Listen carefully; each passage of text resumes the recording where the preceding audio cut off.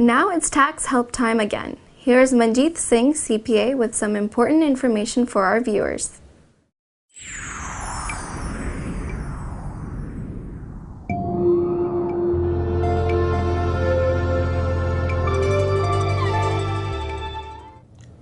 Folks, good morning. It's June 25th, Saturday morning, and June 30th is the deadline for filing the FBAR reports.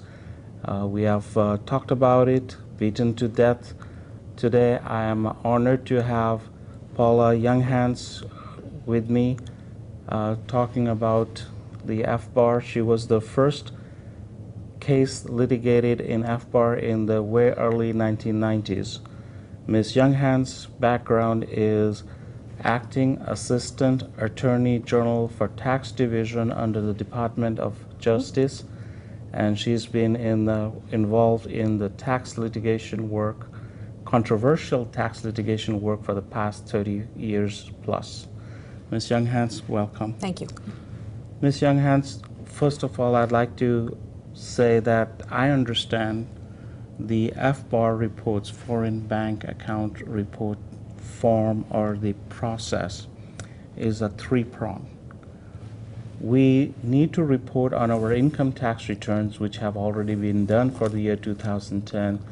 At the bottom of Schedule B, that we have signature authority on $10,000 or more in a foreign bank account. Second aspect is, did we pay income taxes on income that we had overseas? Did we pay income taxes in the US as well on that income or not?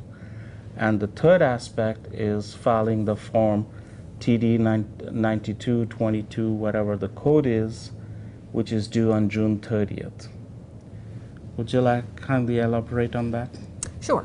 And this is a subject that's getting a lot of attention these days. It wasn't always as popular as it is right now. And so a lot of people aren't as aware of the filing requirements, and they are somewhat technical. As Mr. Singh said, these are actually a group of interrelated requirements that relate to both your tax return and a separate filing, which is called the FBAR, or the Foreign Bank Account Report. But the first question is, who has to do this? If you have more than $10,000 in a foreign account, and that account can be a lot of things. It can be a bank account, it can be a securities account, it's not simply cash in the bank.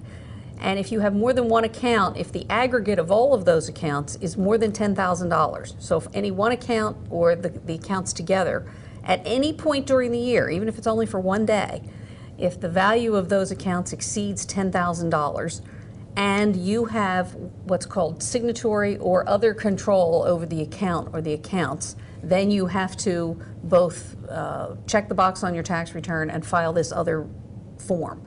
And it's really important to keep in mind what other control means, because everybody understands, I think, what it means to be able to sign on a bank account.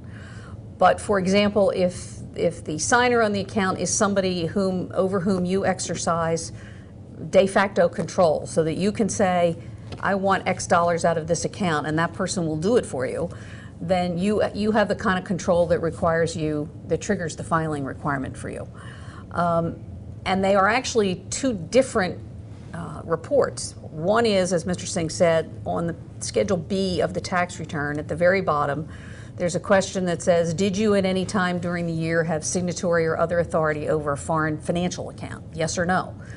And if yes, it requires you to identify the countries. The FBAR form, which is called TDF, as in Frank, 90.22-1, and can be found on the internet, even if you put in the words FBAR or the letters FBAR, that gets filed with a separate part of the Treasury Department on a separate date and separate and apart from your tax return. It's filed on or before June 30th. So while you can get an extension to file your tax return all the way up till October, you can't get an extension to file the FBAR. That's filed on or before June 30th. And it requires you to give more detail. So you have to identify the accounts that you're responsible for, both by account number, bank, country, and the amount in the account. You don't have to say precisely to the penny, but you do have to give a range of values in the account. Like, I forget exactly, but I think it's up to 10,000, 10,000 to a million, over a million, whatever. And the failure to do that is punishable both by criminal penalties and civil penalties, which are quite severe. Do you want me to talk about the penalties? Absolutely, Okay. please. Well, the penalty, the criminal penalty, of course, is a potential criminal prosecution, as well as if you were to fail to answer the question on the tax return or to give a false answer. The civil penalty for failing to file the FBAR can be, if the government can prove that your conduct was willful, that is, that you knew you were supposed to do this and you didn't do it, 50% of the value of the account per year. So if, hypothetically, if you had $1 million in your account and you failed to file an FBAR for 2009 and 2010, the penalty could be $1 million, $500,000 per year. So that's a very, very severe potential penalty. Are there any waivers for those penalties? Well, not automatically. I mean, if a person can demonstrate a lack of willfulness, the penalty can be reduced or even can be not asserted at all. But it's a question of the person's mental state. It certainly is not waived just because it would be a hardship at all. Mm-hmm. Now, what can an individual do to help himself or herself out? Before you answer that question, let me backtrack a second. When we are reporting the account of $10,000 or more, is that since the returns are done on a joint basis, husband and wife, are we looking at each individual account for the husband and the wife as a joint for $10,000, or each individual need to report on their own FBAR report?